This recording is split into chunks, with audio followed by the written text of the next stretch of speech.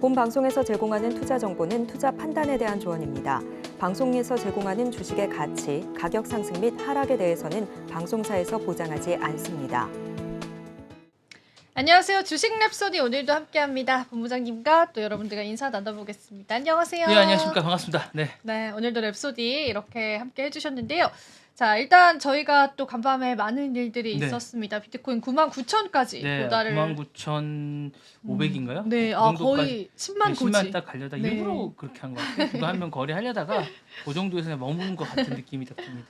정말 기회를 주지 않는 코인 시장입니다. 네네. 그 얘기를 이제 해외 주식으로도 풀어볼 거거든요. 그 네네네. 부분은 이제 본부장님이 맡아서 또 해주실 거기 네네네. 때문에 한번 이야기 바로 네, 한번 들어볼게요. 일단 비트코인이 이제 사상 최초로 10만 달러 고지를 눈앞에 두고 있습니다. 그러니까 뭐 시간 문제지 넘길 것 같은 느낌은 들고 있습니다. 그러다 보니까 이제 이게 왜 그러냐 이렇게 왜 상승을 계속하고 있냐 분석은 뭐 여러분 많이 아시겠지만 친암호화폐 정부가 들어서게 된다는 거고 하나고요. 그다음에 기본적으로 이제 전담직 같은 걸 하면서 발빠르게 움직이고 있는 어떤 트럼프의 그 어떤 이행하는 모습 정말 약속은 잘 지키는 것 같아요. 그래서 그런지 그러다 보니까 이제 시장 자체가 이제 열려 있는 것 같고 뭐 반면에 뭐 어제도 이제 저희가 잠깐 말씀드렸지만 우리가 그 우리나라는 아직도 이 부분에 대해서 뭐 이야기가 아직도 안 나오고 있는 것들은 좀 나중에 이제 이정 아나운서께서 얘기해 주시겠지만 좀 너무 안타까운 것 같아요. 이게 기본적으로 막 계속 저 그 얘기 준비 안 했어요. 마음껏 해주세요. 네. 네. 아니 그래서 기본적으로 이제 저도 잘 모르긴 하는데 이렇게 전담직 정도는 아니더라도 이런 어차피 이 세계의 경제가 하나로 돌지는 않는 건 분명한데 이런 상황에서 같이 돌아가야 되면 대응은 최소한 우리가 할 수 있어야 되는데 과연 이렇게 발빠르게 돌아가는 미국 경제의 그 암호화폐에 관련된 산업들이 커지고 있는데 제가 볼 때는 지금 어제 이제 구글이 떨어지면서 이러다가 이거 비트코인이 시총 1위 하는지 모르겠어요.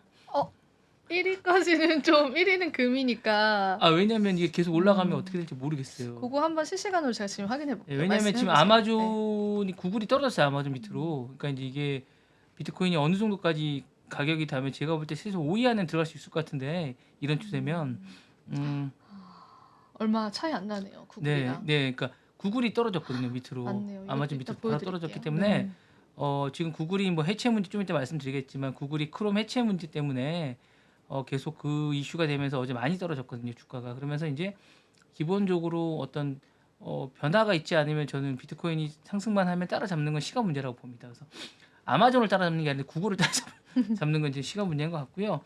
어쨌거나 이런 상황에서 이 산업 자체를 어떻게 보면 산업 자체의 뭐 사이즈나 시총을 보면 매그니피션트 7 정도의 사이즈거든요. 그러면 엄청 빅테크 중에 엄청난 기업의 사이즈인데 이걸 과연 우리가 무시하고 할 수 있겠느냐? 왜냐하면 해외 빅테크들에 대해서는 뭐 잘 대응해야 된다고 얘기하면서 비트코인에 대해서 과연 이렇게 해도 되겠느냐라는 생각이 들고요. 일단 여러분들이 직접 비트코인을 이제 투자하는데 좀 어려움이 있으시니까 제가 이제 또 약간 팁을 드리면 ETF나 이런 걸 투자할 수도 있겠지만 그와 관련된 미국의 이제 기업들이 있습니다. 비트코인과 관련된 그 설명을 좀 드리고 이쪽도 이제 좀 투자해 보시면 매력적일 것 같아서 약간 그 기업에 대한 설명을 좀 드릴까 합니다. 일단 마라홀딩스라는 기업이 있습니다. 마라홀딩스라고 제가 이제 자료는 준비를 못했는데요. 마라홀딩스라는 기업이 있는데 이 기업 자체는 이제 그 대규모 비트코인 채굴을 운영하고 있습니다. 그리고 비트코인 생태계의 보안과 지원을 하고 있고 2024년이죠. 올해 이제 11월에 7억 달러 규모의 전환사채를 발표하면서 활용할 수 있는 어떤 기구나 이런 것들을 많이 하려고 하고 있습니다. 그래서 기본적으로 이제 2014년 비트코인 생산량이 전월 대비해서 2% 정도 증가한 이게 무슨 의미인지 모르겠는데 171 BTC라고 하면 BTC가 뭡니까? 비트코인이요. BTC는 비트코인이니까 네, 그 172개의 정도를 비트코인. 그 정도를 이제 하고 있다고 합니다. 한 달간 이제 채굴하는 능력이 채굴량이 이 정도면 대단한 거 아닌가요? 한 달에 170개를 채굴하고 있다는 예, 뜻이에요. 네. 근데 그거는 이제 지금 평가해 볼 수 없는 게 이전에 얼마나 생산했느냐를 좀 2% 증가했답니다. 전월 대비해서. 증가를 했대요. 그러니까 보통 지금 어려운 거 아닙니까? 이 비트코인을 하는 게. 근데 전월 대비해서는 증가를 한 거는 일단은 반감기랑 크게 상관없습니까? 네, 그렇죠. 반감기가 이미 지난 이후의 집계이기 때문에 그 전에 막 1년 전으로 돌아가 보게 되면 좀 더 그 예전이 훨씬 많이 나왔을 수도 있는데 그래서 그래도 계속 한번 얘기해 주세요. 예, 어쨌거나 이제 그래서 이제 3분기 실적과 성장 계획에 대해서 그 많이들 이제 이번 이 회사에 대해서 긍정적으로 얘기하고 있어요. 왜냐면 지금 이게 채굴 산업 쪽이 기본적으로 많이들 이제 관심들을 갖고 계시니까 제가 볼 때 이제 그렇게 하고 최근에 이제 10월 16일 날 2,483만 BTC를 매도했다고 합니다. 3만 달러겠죠. 달러 BTC를 매도를 했다고 하니까 370 BTC를 그때 매도했다고 하거든요. 그러니까 기본적으로 이걸 채굴해서 이제 수익을 내는 그쵸. 그런 거고 현재 매도를 하셨구나. 네, 그 현재 회사에서. 갖고 있는 보유중은 네. 2,837개 BTC를 가지고 있다고 해요. 이 정도면 사이즈가 어느 정도 잘 모르겠습니다. 채굴을 해서.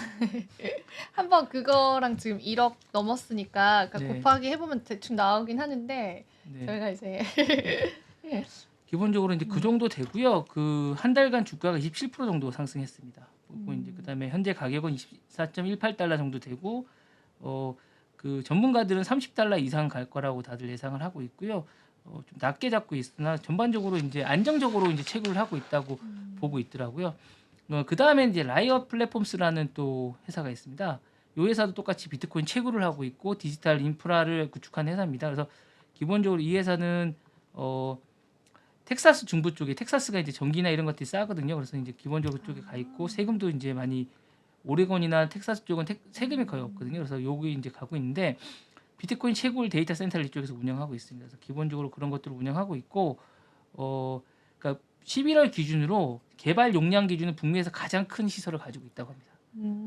그리고 이제 최근 한 달 사이에 18.55% 상승한 기업이라고 합니다. 그러니까 이런 것들을 좀 기본적으로 많이 보셨으면 좋겠고요.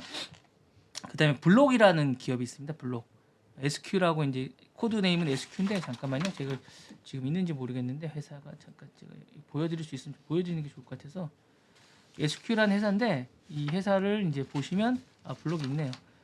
잠깐 보여드리겠어 화면으로.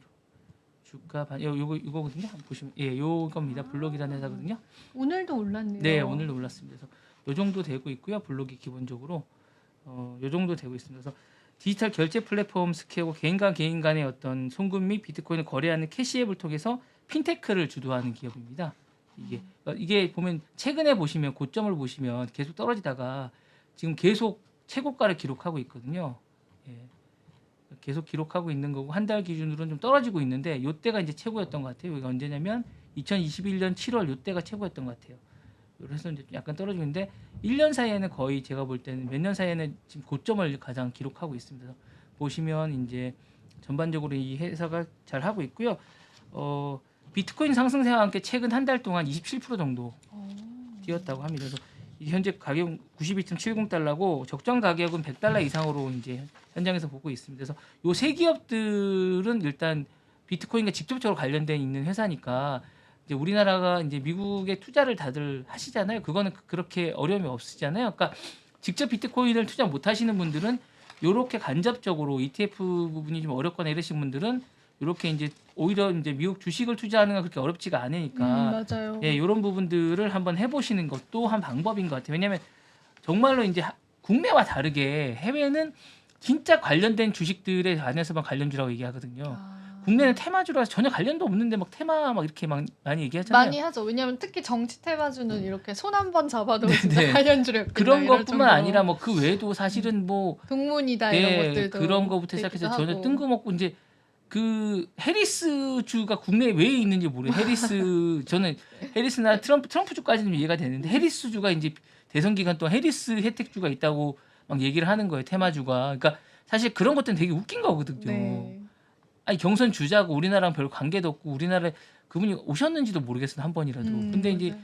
그 해리스 주를 계속 방송에서 얘기하고 신문에서 얘기하는 것들이 저는 좀 웃기다는 생각이 들거든요. 그러니까 그런 것들에 이제 기본적으로 현혹되시기보다는 제가 볼 때는 직접적으로 이제 만약에 비트코인을 하셔야 되는데 지금 비트코인이 어떤 좀 우리나라가 살 수 있는 양이 좀 제한적인 부분도 좀 있고 계속 올라가고 있으니까 이런 것들을 채굴하거나 뭔가를 수익을 내는 회사에 간접적으로 투자를 하시는 것도 저는 한 방법이라고 보거든요. 그래서 이렇게 하시면 저는 좀 도움이 되지 않으실까 해서 이제 세 기업을 좋아요. 너무 좋아요. 예, 해드렸습니다. 저도 사실은 채굴 기업 몰랐거든요. 네네. 자세히. 근데 이번 기회에 알아가네요. 네, 실제로 반영이 됐네요. 네, 많이 반영이 보통 한 10에서 적게는 10에서 많게는 한 30%까지 상승이 반영이 됐네요. 한 달도에서 그 정도 많이 된 거거든요. 네. 주가가 30% 이상 빅테크 기업의 30% 테슬라 말고는 별로 없는 것 같아요. 최근 들어서. 최근에 네, 그죠. 네.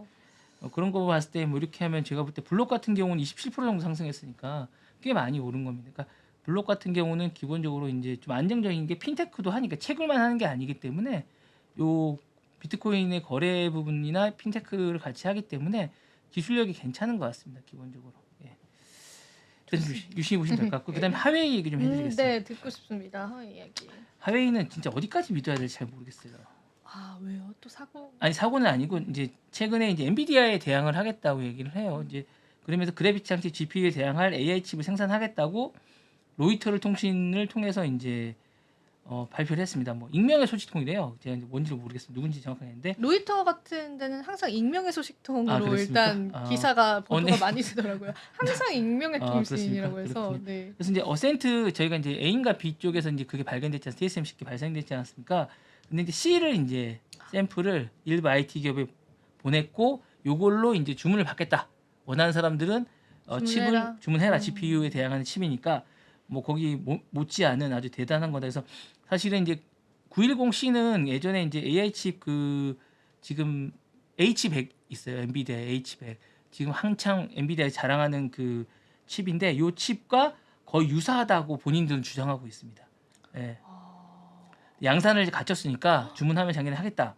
그래서 이거는 이제 지금 그 TSMC가 못하니까 중국 체온드리 파운드리 업체가 있습니다. 거의 맡겼어요. SMIC 쪽에 생산하는 걸로 했는데 문제는 수율이 낮아요. 아유, 이거 나도 모르게 이런 솔직한 네. 리액션이 나왔는데. 왜냐하면 네. 이걸 이제 모든 사람들이 이제는 그 막힌 걸 아니까 이게 얘기를 해도 그 부분을 다 질문을 할 거 아닙니까? 수율이 어떻게 맞출 수 있겠느냐. 그리고 얘기했더니 기본적으로 이제 미국 제재로 막힌 리소그래픽이라고 실리콘 웨이퍼에 이제 패턴 형성하는 공정 과정이 있어서 수율이 낮아서 20%밖에 안 돼요. 기술력이 안 되는 거예요. 이렇게 디스플레이 쪽에 이제 회선을 이렇게 회로를 이제 패턴을 형성하는 공정이 이게 되게 중요하거든요. 그래서 이거 이제 사실은 이전 버전도 50%밖에 사실은 큰 소리 쳤지만 910B도 사실 TSMC의 도움이 없었으면 제가 볼 때 그렇게 7만 개 정도씩 만들어내지 못했을 것 같은 거예요. 그러니까 그게 정말로 TSMC가 기술력이 정말 있나 봐요. 잘 만드나 봐요. 그래서 이제 TSMC가 지금 없어진 상황에서는 50%도 안 된다는 거예요. 근데 C를 맞춘다? 저는 불가능하다고 봅니다. 예. 근데 내년 1분기에 양산을 하겠다고 이제 본격적으로 얘기하고 있고 기본적으로 이제 그 SMIC에서 이제 이 칩을 독립적으로 하겠다라고 얘기하고 있지만 저는 좀 힘들 거라고 보고 있고요. 기본적으로 제가 볼 때 이제 힘들다고 생각하고 왜냐하면 그 전에 이제 910B 같은 경우도 이제 수율 문제로 목표를 낮췄는데 이게 인도가 안 되는 거예요. 수율을 못 맞추니까. 그래서 이제 틱톡 모회사인 바이트 댄스라는 데가 있어요. 여기서 이제 이게 사실은 이제 인공지능에 관련된 칩이니까 되게 필요하거든요. 틱톡에서요. 그래서 한 10만 개를 주문했대요. 근데 아직까지 3만 개도 못 받았대요. 그러니까 사실상 저는 양산이 아니라고 보는 거예요. 그러니까요. 그리고 제가 볼 때는 이게 얘네가 자체적으로 만든 게 아니라 TSMC 받았던 것들에서 끊긴 게 아닌가. 기본적으로 할 수 없는 게 아닌가라는 생각도 드는 겁니다. 근데 그거를 왜 자신 있게 그거를 본인들이 뭔가 정치적인 이슈가 있는 게 우리 이 정도까지 그리고 이제 기술력 뭐 따라잡았어 그리고 이런 이제 건가요? 이런 걸 굳이 저 같으면 숨길 것 같은데 밝히는 이유는 왜냐면 그런 것들이 많이 있는데 실력이 안 되는데 그리고 기본적으로 우리나라보다 떨어지는 파운드리 업체 실력을 갖고 있는데 사실은 중국이 한 4, 5년 떨어졌다고 생각하거든요. 근데 이게 과연 생산할 수 있을까라는 생각이 좀 드는 거예요. 자기네들이 자립을 했다고 하는데 저는 좀 모르겠어요. 하나 정도는 뭐 어떻게 가져와서 만들 수 있겠죠. 근데 양산은 힘들지 않을까라는 생각이 드는 거죠. 기본적으로. 그러니까 이 부분은 아마 정부 쪽에서 밀어붙이고 정치적인 이슈 때문에 발표한 게 아닌가라는 기본적인 생각이 들고요. 쉽지 않을 거라고 봅니다. 제 개인적으로 생각은. 이게 기본적으로 양산 체계가 쉽지가 않고 트럼프 정부가 들었으면 더 대중국 제재를 강할 거고 TSMC 쪽도 힘들 거라는 생각이 들거든요. 그 부분을 더 강하게 하다 보면 TSMC 자신들이 살아야 되기 때문에 지금 암암리의 뒤쪽에서 뭐 거래하던 것들이 있을 수 있겠지만 그런 것들 다 정리할 것 같은 생각이 드는 거예요. TSMC 정신 바짝 차리고 지금 네. 약간 그 다시 줄을 서시오 약간 이런 느낌으로. 네, 그래서 TSMC가 지금 사실은 되게 그 공장 부분이나 이런 부분도 위험하고요. 지금 이 상무부 쪽에서 하고 있는 이 부분도 되게 위험합니다. 최근 상무부 장관 내정자도 되게 보호무역주의의 그분이 되셨던 걸로 제가 알고 있는데 그래서 사실 쉽지 않을 것 같아요. 향후에 뭐 접근하는 방식이나 이런 것들이 쉽지는 않고 계속적으로 이제 뭔가 대응책을 마련해주고 국내적으로는 이제 TSMC가 자신들의 자존심을 세울 수 있겠지만 미국 트럼프 쪽에는 그게 안 통하거든요. 기본적으로 이제 잘 해야 될 것 같은. 그러니까 지금까지 생각은 백약의 무효인 듯한 느낌이 듭니다. 예, 왜냐하면 공장에 들어가는 천문학적 보조금도 집행은 아직 안 됐어요. 준다고 합의만 했지만 과연 집행이 될지도 의문인 거예요. 예, 애리조나 공장이 제가 볼 때.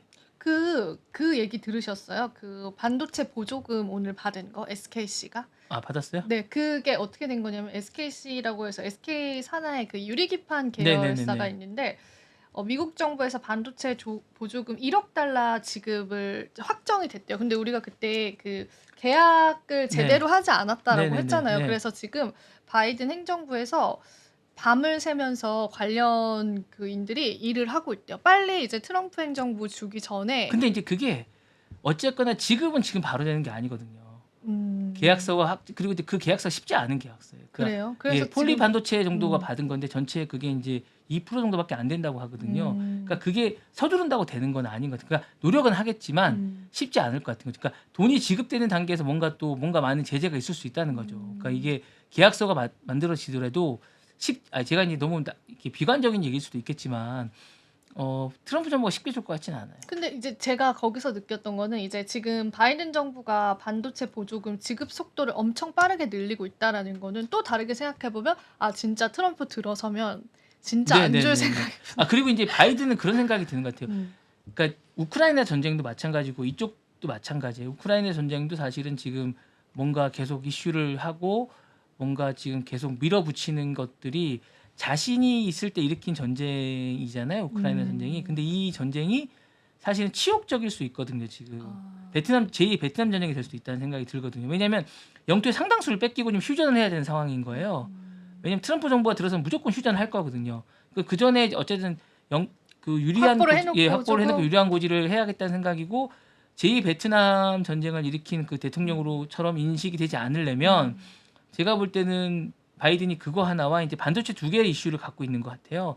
이 두 축으로 움직이면서 자신이 있는 임기 동안 이게 성과는 아니더라도, 그러니까 성과는 저는 아니라고 아니더라도? 봐요. 예, 이게 나중에 뭐 잘못된 어떤 사례로 남는 그런 역사에 것들은 남잖아요. 그러니까 역사에 남을 것 미국의 같은 몇 대 생각에. 대통령으로. 그러니까 이제 트럼프 정부가 들었으면 우크라이나 전쟁은 잘못하다가는 치욕적인 어떤 역사가 될 수 있을 것 같고 이 반도체에 대해서도 이제 어떻게 정치적으로 자신들이 이용당할지 모른다는 생각이 좀 있는 것 같아요 지금. 그래서 서둘러서 계속 하는 것 같아요. 지금 반도체 지급도 엄청 서두르고 있대요. 주말 다 네네. 반납하시고 상무부에서 네. 그러니까 어떻게든 그 네. 잡음을 안 남게 하려고 네네. 여러 가지 면에서 좀 노력을 하는 것 같아요. 네. 근데 그게 쉽지는 않구나. 그러니까 이제 뭐 애리조나 공장이 연기되고 이런 걸 봤을 때 뭔가 쉽지 않은 것 같아요. 그러니까 본인들은 그 전에 계약을 해놓고 마무리를 지으려고 하는데 들어서고 나서 뭐 어떤 제재를 가하거나 뭔가 멈춰 쓰거나 뭔가 제재가 계속 있을 것 같은 생각이 드는 거죠. 트럼프 정부 쪽으로서는 그렇게 서두르고 싶은 생각은 물론 그건 짓는 거에 대해서는 예스. 그렇지만 보조금 주는 거에서는 고민해보자.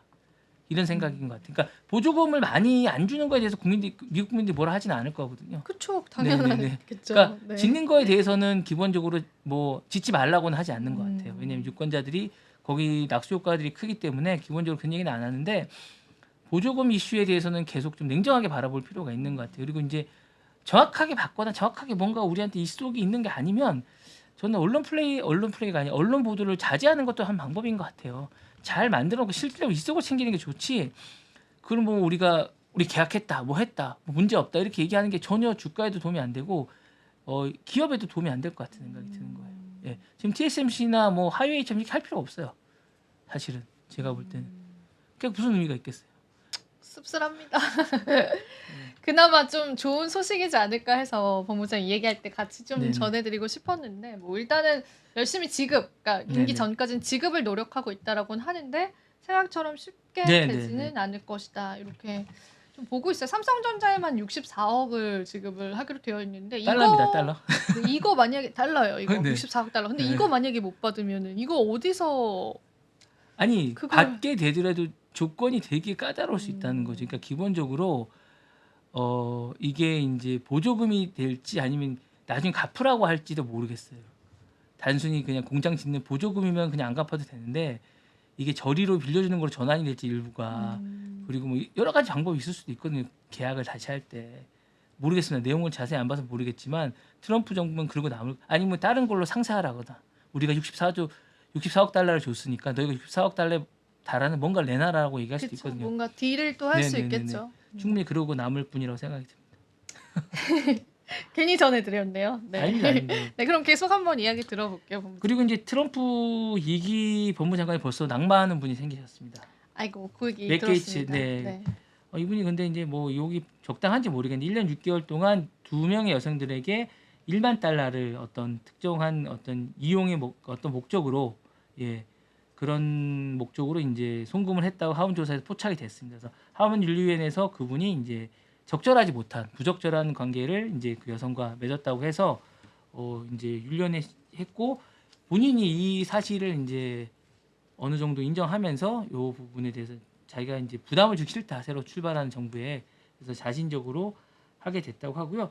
이 여기는 이제 기본적으로 미성년자도 있다고 합니다. 그래서 이제 좀 맞아요. 미성년자 그게 아마 가장 컸을 것 네, 같아요. 네, 네, 네. 가장 인도적으로. 예, 그리고 뭐 트럼프 인수위는 이제 이런 도덕적인 부분에 대해서는 이제 체크를 할 수가 없었고 기본적으로 이제 돈 관계, 재무 관계에 대해서는 깨끗했다고 얘기를 해요. 그래서 범죄 정황이 없어서 사실은 이제 자신들이 채택을 했다고 하는데 사실은 이제 그 이분이 이제 곤란하게 건 법무장관에 임명되고 나서 하원 의원직을 사퇴했어요. 이분이 5선인가 6선 의원인데 플로리다 쪽에 가구역인가 그쪽에 이제 의원이신데 어쨌거나 이제 그쪽에서 이제 하게 됐고 일단은 지금 문제가 그런 게 좀 문제인 것 같습니다. 그래서 기본적으로 하원 의원을 이제 관두게 됐는데 이것 때문에 어떻게 될지 모르겠고 기소가 될지도 모르겠습니다. FBI 쪽에 미성년자 그 부분은 미국은 되게 심하게 근데 다루거든요. 그거를 몰랐을 리가 없지 않을까요, 본부장님? 모를 수도 있죠. 와, 왜냐면 이제 그래요? 몰래 개인 했으니까. 정보라서 네, 좀 그리고 그런 몰래 거. 했으면 모를 수가 있는데 최근에 이제 뭐 어떤 식으로든 밝혀져서 좀 문제가 되는 것 같아요.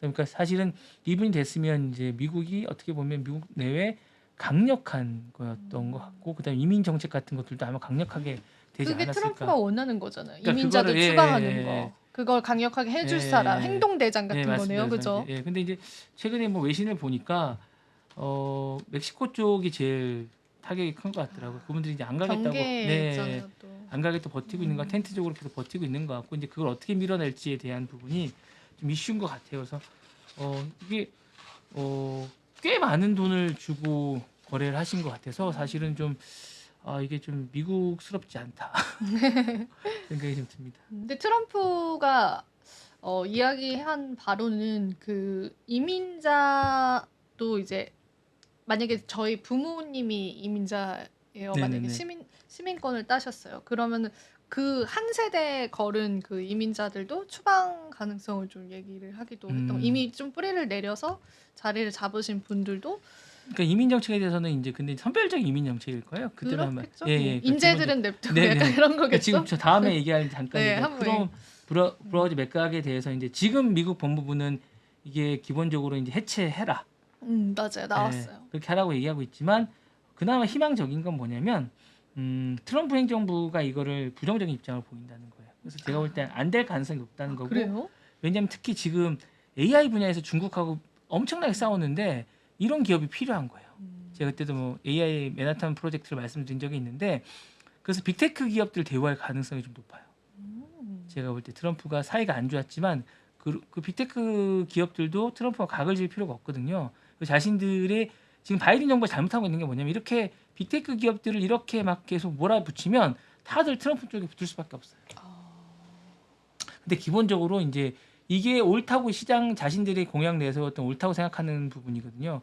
그러니까 큰 반독점 이런 것들은 기본적으로 해체를 시키고 근데 이제 어떻게 보면 이게 강한 아메리칸의 그 트럼프 정책에는 반할 수 있는 정책이거든요. 왜냐하면 크롬을 해체하면 약해지니까. 그렇죠. 구글이 약해지니까 알파벳이 약해지니까 그 부분을 트럼프는 원치 않다는 거예요. 그래서 이 입장에서는 제가 볼 때는 해체하지 않을 가능성이 좀 높을 것 같아요. 주식이 많이 떨어졌는데 사실은 뭐 이런 걸 자세히 보시면 이런 것들을 잘 예측하시고 이런 것들 자세히 보시면 투자하시는데 저는 좀 도움이 되지 않을까 이렇게 떨어지는 것들이 혹인지 아니면 이게 지금 계속 떨어질지에 대한 것들을 좀 보시는 게 좋을 것 같아요. 그 트럼프 정부가 어떤 입장인가, 트럼프 정부에 필요로 하는 기업인가 아닌가가 정말 중요한 것 같아요.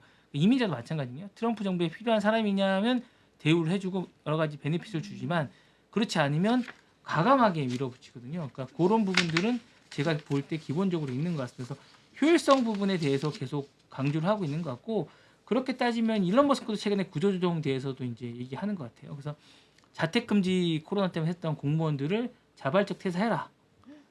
라고 벌써 했어요. 진짜로요? 어머. 네. 트럼프는 규제 철폐, 행정 감축, 비용 절감이 3대 기조를 지금 추구하고 있거든요. 그래서 지금 한 130만 명 정도가 인사관리처에서 원격으로 재택근무를 허락 맡았대요. 미국에서 이걸 다 없애겠다는 거예요. 일론 머스크. 너무한데요? 근데 이제 일론 머스크는 그렇게 일하는 것들에 대해서 이제 효율성 부분에 대해서 워낙 그런 건 알고 있는데 어떻게 자택근무하는 공무원들을 그러니까 다 그럼 어떻게 살으라고요?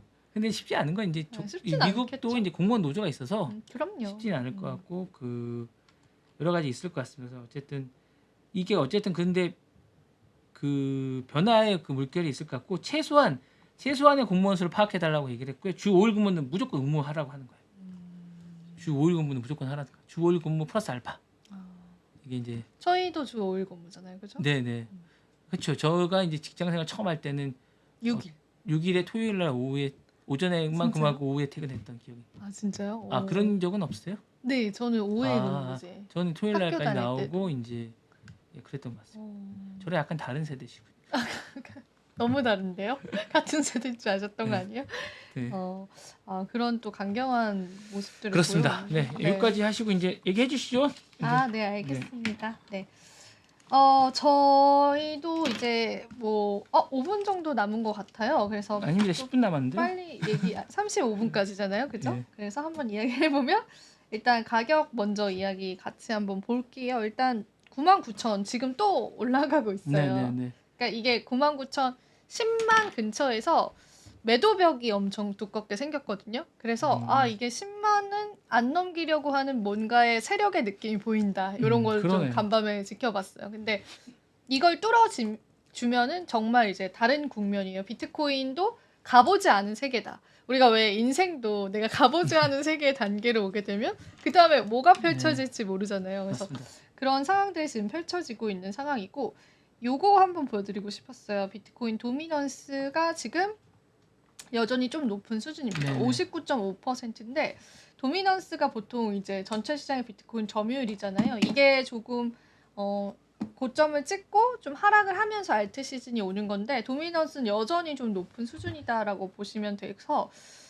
근데 간밤에 또 이더리움이 엄청 많이 올랐거든요. 그래서 이더리움이 대략 10%가량 올랐어요. 그렇게 안 올라주다가 그래서 여기 한 달 차트 보시면은 이더리움이 가격이 진짜 많이 올랐습니다. 그래서 이더리움 강세가 올까라는 생각 지금 조금 들 수 있는 것 같아요. 근데 아직까지 비트코인 도미넌스 그렇게 높지 않기 때문에 계속 지켜보셔야 될 것 같고요. 오늘 준비한 자료 한번 같이 볼게요. SEC 의장도 뭐 사퇴한다고 네, 그러지 이것 않나요? 때문에 올랐어요. 이것 때문에. 그쵸. 네. 전혀 나갈 것 같지 않던데. 근데 뭐 조짐은 되게 많았어요. 그리고 이제 실제로 이제 사임을 하시겠다고 해서 제가 그 SEC에서 네. 올린 공식 자료가 있거든요. 요게 이제 사라졌네요. 저희 아무튼 가지고 왔는데 공식 자료를 또 올리시기도 했어요. 직접. 그래서 성명을 올렸어요. 위원장이 직접. 그래서 SEC는 훌륭한 기관이다라고 하면서 직원들과 위원회는 투자자의 보호나 뭐 이런 뭐 여러 가지 투자자를 위해서 깊이 헌신하고 있다라고 강조를 했고 그리고 본인의 임무에 관해서는 임무를 수행하면서 본인은 두려움이나 편견이 없이 법을 집행해왔다. 이렇게 또 표현을 하기도 했어요. 근데 사실 우리 암호화폐 투자자들 입장에서는 굉장히 많은 편견으로 이 암호화폐 업계를 또 많이 부정적으로 몰고 가셨던 부분이 있어서 이 의견은 아마 다들 동의하시진 않을 겁니다. 그래서 미국 자본시장의 세계 최고 수준을 유지할 수 있도록 봉사한 것은 내 평생의 영광이었다. 이런 이야기도 하시기도 했었고 그 다음에 이날 성명서에서 일단 바이든 정부와 함께 자기는 이제 미국에 있는 자본시장법을 위해 최선을 다하는 것을 영광으로 생각을 한다. 그리고 함께 해준 동료 위원들에게도 감사의 인사를 전해온다라고 이렇게도 이야기를 하면서 본인이 이제 사임을 확정을 지었습니다. 간밤에 이 소식 때문에 비트코인이 10만 달러 거의 근처까지 도달을 하게 되는 그런 모습을 보여줬어요. 근데 사실 모두가 예상을 했던 바였고 이제 중요한 거는 누가 다음에 될 것인가. 5명 정도 거론이 되고 있는데 뭐 거론되는 인물에 관해서는 제가 나중에 시간이 되면 한 네네. 인물 한 인물 좀 자세히 다음 주에 설명을 네, 한번 해드리도록 하고요. 네네. 그리고 이제 솔라나 이야기해야 될 것 같습니다. 음. 솔라나가 현물 ETF 서류 제출이 됐어요. 그래서 이게 승인 임박 신호다라고 하는데 비트코인도 그 현물 ETF 출시됐었을 때 엄청 가격이 신고가 랠리를 갔었거든요. 그래서 요번에 솔라나도 이더리움 다음으로 기다리고 있었는데 폭스 비즈니스 기자가 이제 솔라나의 ETF 발행을 희망하는 자산 운용사 간의 협의가 진행 중이다라고 했습니다. 실제로 우리가 미국 증권거래위원회한테 승인을 받아서 그 미국 뉴욕 시장에 ETF를 상장시키려면 SEC 측이랑 회의를 되게 많이 해요. 그래서 비트코인 처음에 나왔을 때도 SEC 쪽으로 가서 회의를 되게 많이 했어요. 어떤 회의들을 주로 하냐면은 만약에 이 ETF로 손실이 났을 경우에 투자자들의 돈을 어떻게 보호를 해줄 것이고 뭐 그런 여러 가지 법적인 거를 손실을 내기도 하고 ETF 그런 것도 있어요? 뭐 해줘요? 어느 정도? 그건 안 해주는데, 그러니까 너희가 뭐 ETF에 관해서 예를 들면 이런 거죠. ETF가 사실 실제 현물에 투자하는 게 아니라 가치에 투자를 그쵸, 하는 그쵸. 거잖아요. 네. 그러면은 그럼에도 불구하고 어느 정도 실제로 만약에 비트코인 ETF의 가치를 파는 거지만 비트코인을 너네는 일부 가지고 있어야 한다. 이런 정도의 법들을 좀 디테일하게 제정을 하는 거죠. 그래서 만약에 큰 폭락이 나왔을 때 어떻게 대처를 할 거고 뭐 투자자들이 원금의 손실을 잃지 않게 하기 위해서 비트코인 가치가 어느 정도는 유지가 돼야 되잖아요. 그래서 네네네. 그거에 대한 공정성도 계속 심사를 하면서 처음에 나왔을 때도 굉장히 이제 회의를 했고 근데 여기서 중요한 건 회의를 한다는 것 자체가 이제 되겠구나. 그러니까 구체적인 어떤 것들을 세운다라는 거잖아요. 돼 안 돼가 아니라 될 건데 그러면 요거 바꾸자 이런 네네네. 과정이잖아요. 그 과정을 이제 솔라나가 하고 있다라는 거죠. 그래서 요게 아마 다음 알트의 불장을 일으키게 할 굉장히 큰 촉발제가 되지 않을까 그렇게 이야기를 했고 현재까지는 이제 투애니언쉐어스 그리고 바네크, 비트와이즈 등이 신고서를 제출을 했다라고 하고 실제로 저는 운용사 간의 협의가 진행 중이다라는 부분에 여러분들 좀 집중을 해보면 될 것 같아요. 그리고 일단 게리 겐슬러 사임을 하잖아요. 그래서 이 사임 이후에 ETF 승인이 더 탄력을 받을 것이다라고 보고 있어서 솔라나 ETF 출시는 생각보다 좀 빠르게 될 수 있다. 그런 업계 의견들 지금 있다라고 보시면 되고 이게 그 SEC 게리 겐슬러가 본인이 냈던 성명서예요. 나 이제 사임을 하겠다. 이렇게 냈던 거예요. 1월 20일까지 일하고 그날 이제 사임을 하겠다. 그 내용이었고 그리고 지금 요거 이제 아까 본부장님 말씀하셔서 급하게 찾아봤거든요. 그래서 지금 보면은 구글이 간밤에 5%좀 못 미치게 하락을 해서 지금 비트코인이랑 크게 차이가 안 나요. 지금 보면은. 여기 보면 시가총액 차이가 얼마 안 나서 잘하면은 만약에 10만 돌파를 하게 되면 알파벳 좀 뛰어넘으면서 6위까지 올라갈 수 있다라고 보고 있습니다. 그리고 사실 뭐 아마존까지도 거의 노려보는 이번 불장에서 그런 네네. 투자자분들도 있기 때문에 거의 지금 많이 이제 비트코인 시가총액이 좀 올라왔다라고 보면 되고 그런데 우리가 또 너무 열광을 하지 않았으면 좋겠어요. 저는 그 얘기를 꼭 하고 싶어요. 지금 뭐 다들 사람들이 이제 열광을 하고 있는 상황이기 때문에 한켠에서는 뭐 리스크에도 대비를 해야 되지 않을까 그런 생각이 좀 들어서 그런 부분들도 같이 한번 체크를 해보면 좋겠습니다. 그리고 이건 참고로 보시면 되는데 인기 가상자산 이제 업비트에서 가져온 탑에 랭킹되어 있는 그런 코인들이거든요. 그래서 보시면은 알트코인, 리플, 솔라나 그리고 여기서 저도 잘 모르는 코인이 있어요. 근데 페페코인 비트코인 생각보다 낮네요, 인기도가. 비트코인이 그렇지는 않고요. 지금 이게 24시간 기준으로의 그거고 이제 전체 조금 더 이렇게 범위를 넓혀 보면은 당연히 일간 주간으로 하면 이제 올라가는. 주간 뭐 이렇게 되는 건데 지금 24시간 기준이었는데 이 페페코인이 그 밈코인이거든요. 근데 얘가 도지 다음 타자로 지금 거론이 되면서 엄청난 급등이 또 나와주고 있거든요.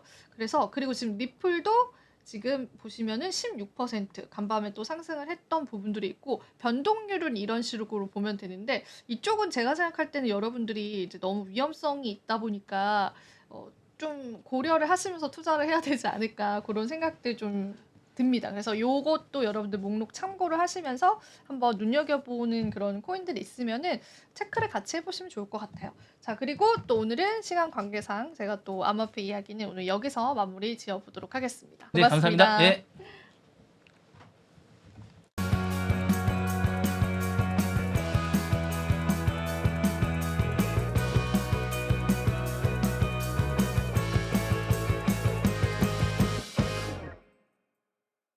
시청자 여러분 안녕하세요. 국내외 모든 경제 뉴스를 한눈에 파악해드리는 모두의 증시 진행의 최민주입니다.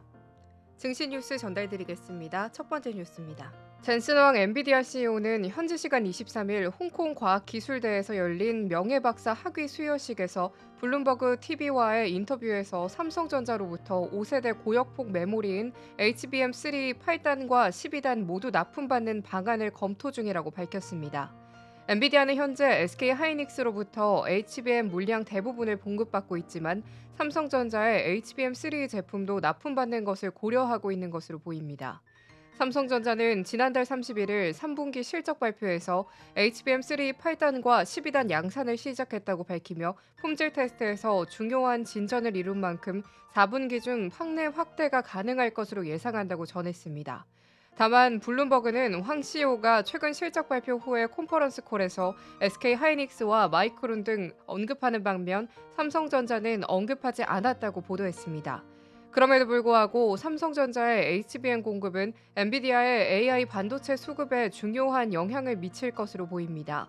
삼성전자가 AI 반도체 시장에서 중요한 역할을 하려면 엔비디아와의 협력이 필수적이며 엔비디아 또한 가격 협상력과 안정적인 수급을 고려해 삼성전자의 HBM 공급이 필요하다는 평가가 나오고 있습니다. 삼성전자가 AI 반도체 시장에서 중요한 파트너로 자리 잡기 위해서는 엔비디아와의 협력이 더욱 강화될 것으로 보입니다.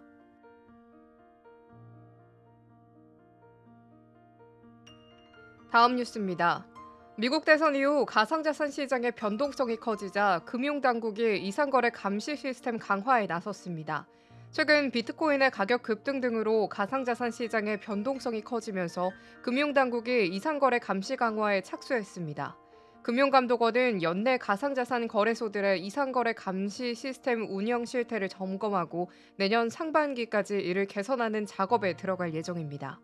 현재 가상자산 거래소들은 금감원의 가이드라인에 따라 가격, 거래량, 변동, 매매 유형 등을 체크해 이상 거래를 적출하고 있습니다.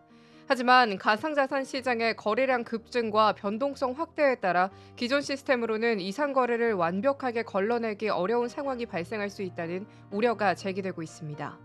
금감원은 현재 계량적 기준 외에도 복합적인 요인을 검토해 더욱 정교한 이상거래 적출 기준을 마련하고 이를 거래소에 적용하도록 지도할 예정입니다. 금감원 자체의 이상거래 적출 시스템도 개편하고 있습니다. 또한 금융당국은 거래소들이 소비자 피해 예방 조치를 강화할 수 있도록 지도할 계획입니다. 특히 최근 발생한 가상자산 어베일 사태와 관련해 거래소들이 이상 거래를 감지하지 못하고 이용자 보호를 제대로 하지 않았다는 지적이 있었는데 금감원은 이에 대한 개선을 추진하고 있습니다. 한편 국내 거래소들은 최근 급증하는 가상자산 투자자 보호 장치를 강화하고 있으며 업비트는 자체 시장 감시 시스템을 업그레이드하고 빗썸은 자금 세탁 방지 및 자전 거래 방지 시스템 도입을 준비하고 있다고 밝혔습니다. 가상자산 시장의 안정성을 위한 금융당국의 강화된 감시 시스템이 어떻게 작동할지 주목됩니다.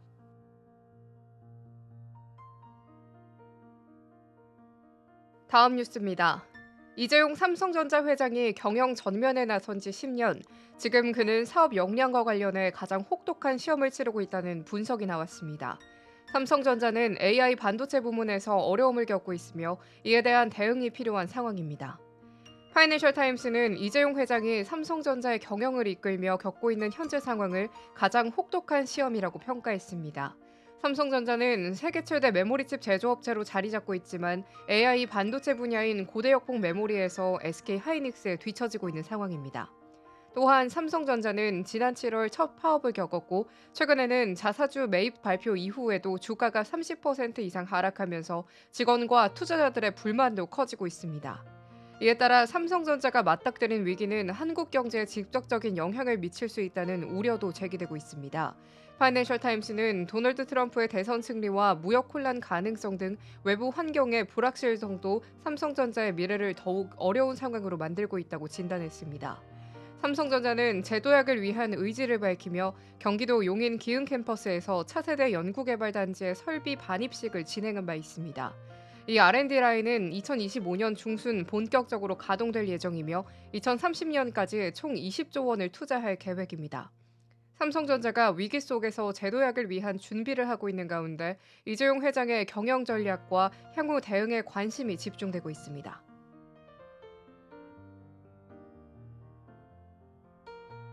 다음 뉴스입니다. 이탈리아 럭셔리 브랜드 구찌의 실적 악화로 모 회사 캐링그룹의 창업자 프랑수와 피노의 부호 순위가 12년 만에 100위권 밖으로 밀려났습니다. 구찌의 부진과 경영 쇄신이 효과를 내지 못하면서 피노 창업자의 자산 규모가 크게 줄어들었습니다. 프랑스와 피노 창업자의 세계 부호 순위는 올해 104위로 2021년 22위까지 오른 뒤 3분의 2가량 자산이 감소하면서 자산 규모가 203억 달러로 내려앉았습니다. 이는 구찌의 실적 부진이 주요 원인으로 작용했습니다. 구찌는 캐링그룹 매출의 3분의 1을 차지할 만큼 중요한 브랜드인데 중국을 포함한 주요 시장에서 수요 감소로 타격을 입었습니다. 올해 캐링그룹의 영업이익은 전년 대비 46% 감소한 25억 유로로 예상되며 이는 8년 만에 가장 낮은 수준입니다. 이로 인해 캐링그룹의 주가는 올해만 47% 하락했습니다. 1월 2일 393.05 유로였던 주가는 11월 21일 208.45 유로로 급락했습니다. 구찌의 경영진 교체를 시작으로 최근 발렌시아가와의 생로랑의 CEO가 교체될 예정이 되어 있는 등 캐링그룹은 경영 쇄신에 나섰습니다. 프랑스와 피노 창업자는 1936년생으로 올해 81세입니다. 1960년대 목재 사업으로 재산을 축적한 그는 1999년대 초 투자회사 아르테미스를 설립한 뒤 샴페인, 럭셔리 크루즈, 축구클럽 등을 인수하며 재력을 쌓았습니다.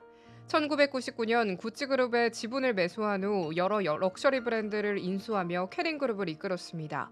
현재는 아들인 프랑스와 앙리 피노가 CEO직을 맡고 있지만 창업자로서 여전히 큰 영향력을 행사하고 있습니다. 구찌의 부진과 경영 쇄신 그리고 캐링그룹의 변화가 프랑스와 피노의 부호 순위에 큰 영향을 미쳤습니다.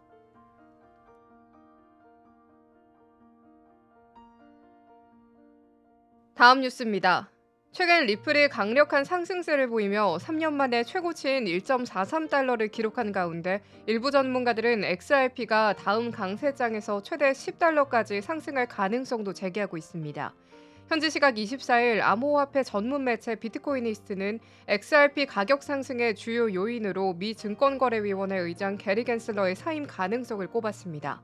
리플이 규제 압박에서 벗어나 법적 승리를 계속 이어갈 경우 XRP의 장기적 전망은 더욱 밝아질 수 있다는 분석입니다. 기술적 분석에도 XRP는 긍정적인 신호를 보이고 있습니다. 상대 강소 지수는 과매수 상태에 진입하지 않았고 거래량의 지속적인 증가가 개인의 기관 투자자들의 신뢰를 반영하고 있다는 평가입니다. 전문가들은 XRP가 2017년에 기록한 사상 최고가 3.92달러를 넘어서 10달러에 이를 가능성도 있다고 보고 있습니다.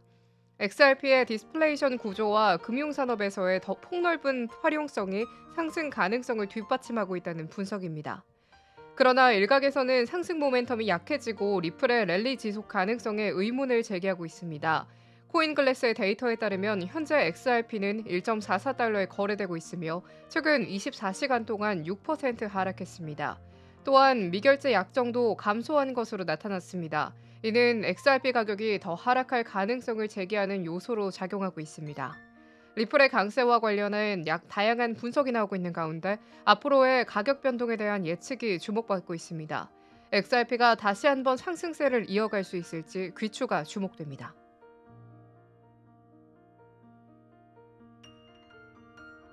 다음 뉴스입니다. 일론 머스크 테슬라 최고 경영자가 도널드 트럼프 2기 행정부에서 실세로 떠오르면서 자신은 물론 해외 기업들의 미국 내 활동에 대한 영향력을 확장하고 있다는 분석이 나왔습니다. 일론 머스크 트럼프 2기 행정부에서 중요한 역할을 맡으며 사업 외적인 분야에서도 영향력을 넓히고 있습니다. 특히 중국의 동영상 공유 플랫폼 틱톡의 CEO인 추 쇼우지와 지속적으로 연락을 주고받고 있으며 틱톡의 모 회사인 바이트댄스는 머스크를 미국 정부와의 소통 창구로 활용하려는 움직임을 보이고 있습니다. 틱톡은 의회의 강제 매각법에 따라 내년 1월까지 미국 내 사업권을 매각하지 않으면 서비스가 금지될 위험에 처해 있습니다. 머스크는 트럼프 대통령의 퍼스트버드로 불리며 미국 내 정치적 영향력을 행사하고 있는 상황입니다. 중국과의 관계가 중요한 틱톡과 같은 기업들은 머스크를 통해 미국 정부와의 협상에서 유리한 위치를 점하려는 모습을 보이고 있습니다. 그러나 머스크가 사업을 이어나가며 정부와 깊은 연관을 맺고 있는 현 상황에 대해 비판적인 목소리도 제기되고 있습니다. 독일의 앙겔라 마르켈 전 총리는 실리콘밸리의 대기업들이 트럼프와 동맹을 맺으면서 정부와 긴밀하게 얽히게 되면 일반 시민과 강자들 사이의 균형이 깨질 수 있다고 우려를 표했습니다. 실제로 트럼프가 이끄는 기업들은 정부와의 공공계약을 통해 막대한 금액을 받은 것으로 알려졌으며 트럼프 2기 행정부에서도 이러한 관계는 더욱 강화될 것으로 예상됩니다. 일론 머스크가 정치와 경제를 넘나드는 영향력을 행사하는 가운데 사업과 정부의 경계가 모호해지면서 그에 대한 우려와 기대가 엇갈리고 있습니다.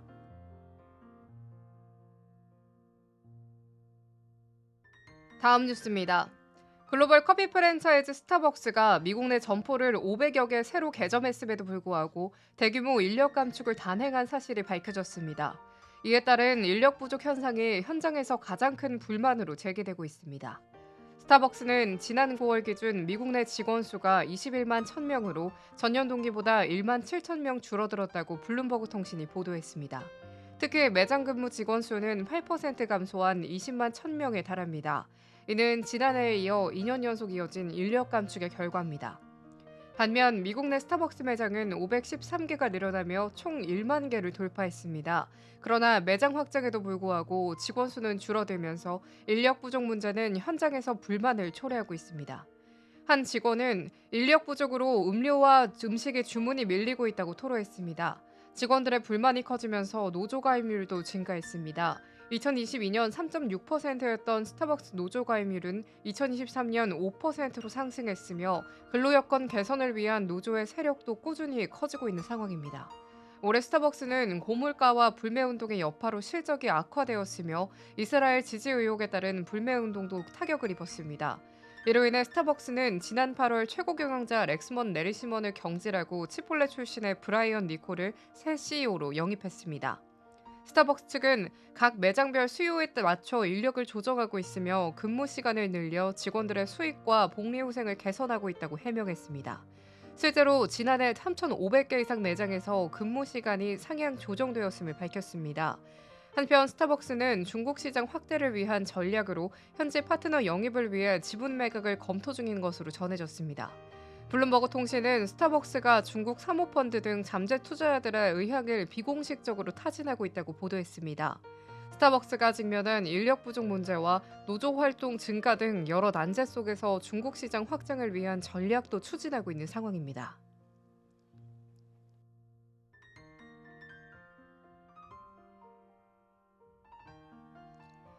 다음 뉴스입니다. 애플이 2025년 가을 초박형 모델인 아이폰 17 에어를 출시할 것으로 보입니다. 이 모델은 지금까지 출시된 아이폰 중 가장 얇은 모델이 될 전망인데요. 이번 출시가 아이폰 사용자들에게 어떤 변화를 가져올지 주목됩니다. 현지 시간 20일 IT 매체 9to5맥에 따르면 아이폰 17 에어는 초박형 폼팩터와 함께 프로와 프로맥스 모델의 중간 크기 화면을 탑재할 예정입니다. 특히 단일 후면 카메라와 높은 가격이 특징으로 꼽힙니다. 하지만 일부 단점도 지적되고 있습니다. 가장 큰 단점은 500 광학줌 망원 렌즈가 탑재되지 않는다는 점입니다. 이 렌즈는 피사체와의 거리에 상관없이 고품질의 사진을 촬영할 수 있게 해주는데 아이폰 17 에어 SO에서는 이를 제공하지 않게 됩니다. 두께가 얇아짐에 따라 배터리 수명이 짧아질 가능성도 제기되고 있습니다. 디스플레이 크기도 한 손으로 사용하기에 이상적인 6.3인치가 아닌 6.6인치로 출시될 예정입니다. 매체는 이 크기가 다소 아쉽다는 평가를 내놨습니다. 아이폰 17 에어는 또한 알루미늄 프레임, 스페이스 ID, 4,800만 화소의 단일 후면 카메라, 2,400만 화소 전면 카메라, 그리고 8GB 램을 탑재할 것으로 예상됩니다.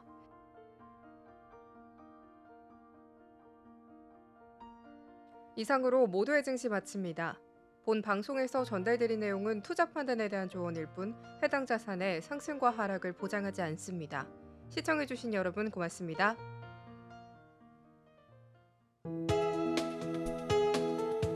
본 방송에서 제공하는 투자 정보는 투자 판단에 대한 조언입니다. 방송에서 제공하는 주식의 가치, 가격 상승 및 하락에 대해서는 방송사에서 보장하지 않습니다.